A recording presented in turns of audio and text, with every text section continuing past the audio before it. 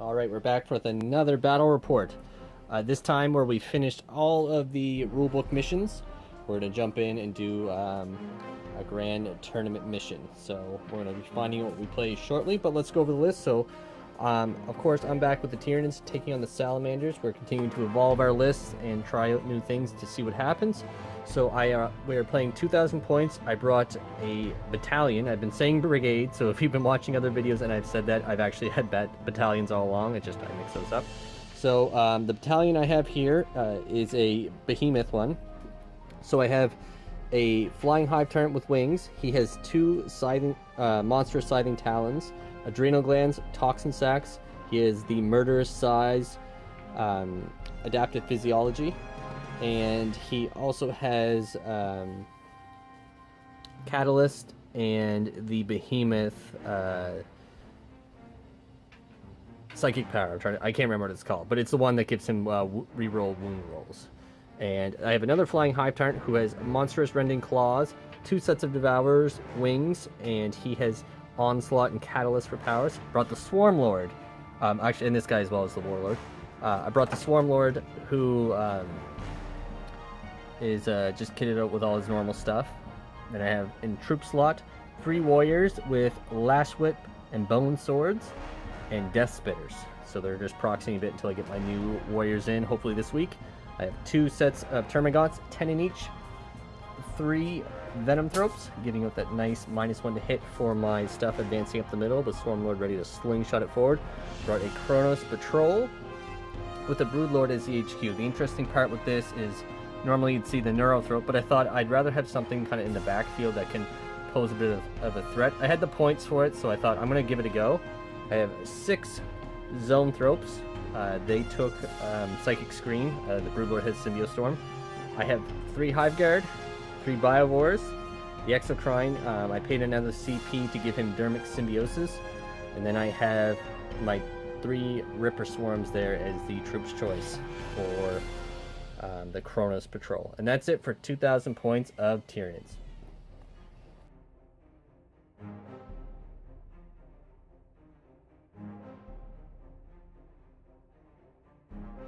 Alright, 2,000 points of Salamander Successor Chapter. I'm running the Master Artisans, and I'm also running the Long Range Marksman because I got some Flamers in the group again that I want to try out, and I want them to work, so I need that extra few inches until the update kicks in with the Long Range Flamers. So in my HQ I have a Primaris Captain. I also spent a CP to give him a Codex Relic, which is the Drake Blade Power Sword, not modeled obviously, but that's going to give him a bit of a boost. Close combat, I run the Primaris Librarian, who I also spent another CP to give him the Reliquary of Gaffalamore, and then the Inquisitor as standard, but this time it's Inquisitor Greyfax. I actually have the model, but it's not built yet, so he's standing currently. In my elite troop choices, I have a 9-man Infiltrator Squad. I couldn't quite fit all 10, but I got 9 this time.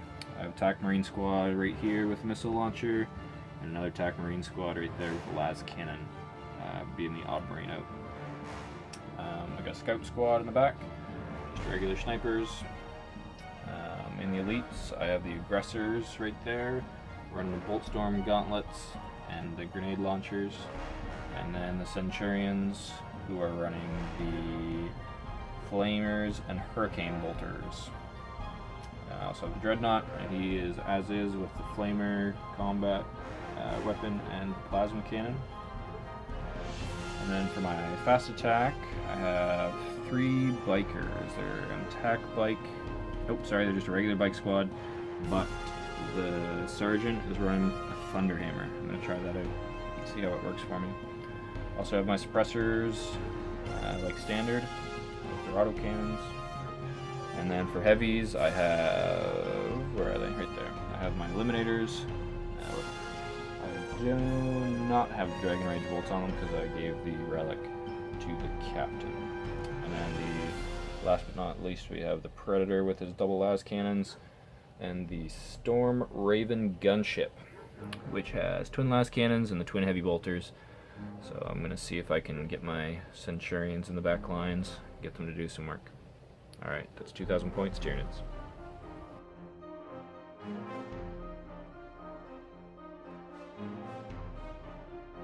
Everyone, so let's take a look at the table here. So we did the roll off to see who goes where. Just where it is a corner here and a corner here with a circle in the middle. I won the roll off, so I chose this deployment zone. So there's 4 objectives. One here, here, those buildings, and right there. So that's his deployment zone. Be interesting because it's almost a similar deployment style to the previous game we played. And now for objectives, I chose engage on all fronts, deploy scramblers, and direct assault, I think it was called. It was the secondary for the mission. And then he chose engage on all fronts, cut off the head, and psychic ritual. So it's going to be interesting. So we're going to come back after we have deployed and take a look and find out who goes first.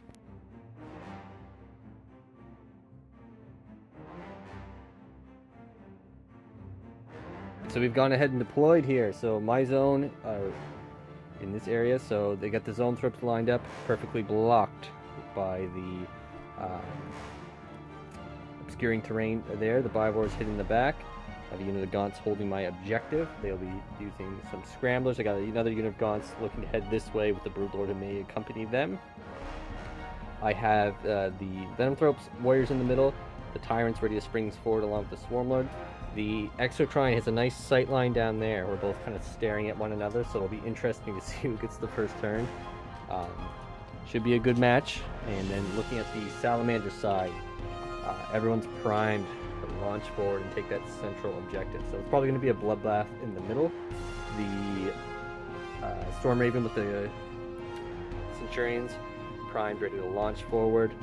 And in behind, the bikes are ready to skid along and sneak up on the objective on this end. My Rippers are the only thing between both our armies that did not deploy, so they'll be coming up hopefully to snake an objective and also cause some pain for your psychic action. Oh, and your Inquisitor's hidden there. He's going to be the guy gunning for the ritual. Where's your Librarian at? He's over on that end. So just some other units too for the Salamanders. I didn't even notice them. Good thing I got reminded. They're ready to sneak forward for that objective. So we're going to roll and see who goes first. So, I mean, if I go first, it's going to be devastating. But if you go first, you're going to get set up. Ooh, a 5. A 6! Oh. Alright, I'll go first. So, it'll be an interesting game. Very excited to see how Behemoth plays out. He's a list that can hit hard if I get my guys out there. So, I got to really take out these guys first. Them, and then I think I can dodge away from the Predator. But we'll see what my Super Tyrant can do. Alright, so end of Tyranids Turn 1. So pretty chaotic turn. Started out really good for me and then went quickly downhill. Well, kind of. It's going to be kind of a flip. In terms of command points, I have 1 left. I spent a ton. I know it was not a good idea, but I'll show you why I did what I did. So the Venomthropes moved up. Sent in a smite at the aggressors, hoping to take them out. I probably should have kept them back. Reason being is because they had -1 to the roll because of the Librarian there. But I grabbed this objective. I really wanted to force them to focus on the Venomthropes over the other stuff, so they're going to just hopefully tank stuff. Hopefully I don't lose one because I continue to super smite. Then the other, the second Tyrant moved up. He's just kind of getting in place to get ready to do some shenanigans. The Broodlord as well moved up. He symbiote stormed the Hive Guard, who took out. Who did they take out? Oh, so the Hive Guard shot in at the Eliminators. I got, I think, 5 wounds. He rolled 4 or 5 ups, only 1 died, which was amazing for him. Then I was forced to try and finish off the aggressors, and I took 1 out. He made, again, quite a few 5 and 6s on his rolls, so down to 1 aggressor there. But then the Bivores moved, fired in some Spore Mines. The Bivores finished off one of the other aggressors who was injured from the smite. Gaunts moved up this way, getting ready to snake up for an objective. The Exocrine fired in, finished off the suppressors. Then where it gets CP heavy, so the he's over here now. So the Murder Tyrant, he started off by rolling a perils on the Behemoth Psychic Power, Voracious Hunger, I think that's what it's called, or Unstoppable Appetite or something like that. But anyway, I rolled 2 6s. He took 3 wounds, of course, so just rolled another 6 after that. So he dropped down. He got Onslaught from this Tyrant. He jumped in to take out the Predator. I was hoping for a nice big charge roll to zip behind the Predator so no one could get in with Born Protectors. I rolled 2 ones on the charge, which got me in, and then the Marines came in to tie him up as well. And then I had to roll. I used the Behemoth strat, did a mortal wound to the tank and mortal wound to the guy, which actually paid off because then I fought again, finished off all the Marines there, so took out attack squad and the Predator and zipped my Tyrant over there. So very CP heavy. I killed a ton of stuff though. Man, my Tyrant's alive. He's gonna have to focus on him, because if not, he's gonna come out and do some more troubling things. But the bikers are sitting there with a thunder hammer, so should be easy to take care of him. But if he lives, it's gonna be a thorn in his side. In terms of objectives, I scored a total of 5, 2 for my engage. I could have kept the Tyrant there and got 1 more, but I looked at it for next turn. He won't be able to get 3 for his engage on all fronts. He can, but that means he's going to send his Stormraven right into the middle of everything, which I'm actually okay with. And then I got 3 from Direct Assault, the secondary for the mission, where the Swarmlord actually controls the objective in there, and he doesn't actually have to touch the edge, which is really nice for this particular deployment zone. So that's it for Tyranids Turn 1. We'll come back after Salamanders Turn 1. Alright, so that's the end of Salamanders Turn 1. So the Stormraven flew up here. Well, he was planning on targeting the WARLORD, but the positioning of where the Gaunts were, no matter where he went, they were going to be closer, unless the aggressor and the infiltrators up there cleared them off. But they managed to wither the storm. Actually, didn't even get a bunch of wound rolls through. And technically, when they were behind the cover, like, one guy was exposed, so they got a bonus there. But there wasn't any AP, and I actually rolled a bunch of 6s, so it worked out really well. Over here, these bikers came in. The Murder Flyrant, who's not here anymore, he got shot by the infiltrators over there. The infiltrators didn't shoot him at them, that was just the aggressor, the one that got killed. So the infiltrators didn't see. They actually shot and took 2 wounds off the Tyrant. Or sorry, 1 wound, dropping him down to 5 wounds. The bikers came in, did 2 wounds just with the normal guys. The Thunder Hammer just smashed him. And he got 3 wounds through. I made 2 of my involves. I debated on re-rolling my last, or spending my last CP to re-roll it, but I said no, that's alright. Up into the middle, Greyfax moved up, Psychic Ritualed 1 through, so not enough to take that objective from me there. Swarmlord's still on it, where he had the 9-inch movement for the first turn, and the Captain moved up this way as well. Then, between everything else on the board, they shot in and managed to take out one of the Zonethropes. It was the snipers using the Crucible Battle to get that +1 to wound, which got a ton of mortal wounds through, and actually killed out one of them on a mortal wound. And the Librarian moved up on that side. And then, and the Hive Tyrant, yeah. So he was so close to taking out the Warlord. He's down to 1 wound.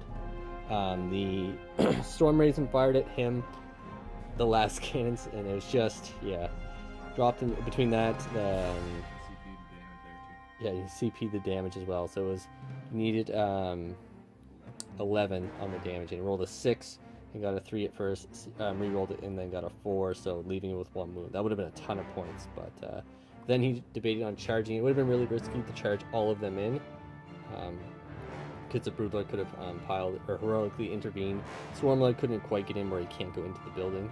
He was going to multi-charge them so we could kind of move around this way, but failed to charge there and tried another CP, because that would have been denying me that objective, which is worth 3 points, and also killing him would have been a huge Warlord kill. So that's it for Salamanders Turn 1. We'll come back after Tyranids Turn 2. So in terms of points, you got 2 points for engage, and cut off the head is still on the table now, so it should be pretty easy to get chip off that last one. Alright, so that's it for Tyranids Turn 2. So really good turn for me. Some very good rolling. So let's talk about what happened first. So the Broodlord moved up just enough that he was still in Symbiote storm range of the Exocrine. Got it off. The Exocrine fired in, rolled in very well. I think I got 3 6s, so tons of exploding 6s. Took out the flyer. Centurions came down. 1 died during the disembarkation. So I got some Centurions right in my face. I tried to shoot at them with the Hive Guard and didn't have much luck. However, the Biowars fired in. It actually worked out good. I got 1 mortal wound through, but then I placed my Spore Mines in such a way that if he charges the Hive Guard, I'll get some Spore Mines blowing up, so a little bit of protection there. Warriors moved up just to help chip away at over here or up in the middle, depending on what happened. The Zoanthropes took out all the attack Marines, and he denied the other power there. And then it was the Warriors who fired in and took the Librarian down 1. And then in the middle, I jumped my wounded Warlord Tyrant over here. I figured he's going to die no matter what, so I figured I'd go in and get some kills with him. Broodlord charge in, Venomthropes charge in. Swarmlord, Hive Commander himself around the back, took out the Dreadnought. The Captain had piled in, and 2 wounds were dealt to the Swarmlord in total. 2 of the Venomthropes were taken out, and then there are still 4 infiltrators left in there. And actually, we killed. We ended up pulling the infiltrators in this direction. So my Tyrant actually wasn't able to get in combat unless he went to Greyfax, which I could have done, but I decided just to leave him there and not move him. That way, he's going to have to commit something to shoot him, because he was going to die either way. So may as well just see what happens, because he could have just fell back there and got some bonus attacks on him. So that's it for Tyranids Turn 2. In terms of objectives, I got all 3 of my primaries, 3 points for engage, where I had the Ripper Swarms pop up back there and had the Swarmlord just in there as well. And the Gaunts here performed an action to get my Scramblers set up in the neutral zone. So I just got to do 1 more in his zone to get max on that. And then I got 3 for direct assault because I still control the objective in the center with that lone Venomthrope. Had he have killed him, he would have stole the objective from me. So that's it for Tyranids Turn 2.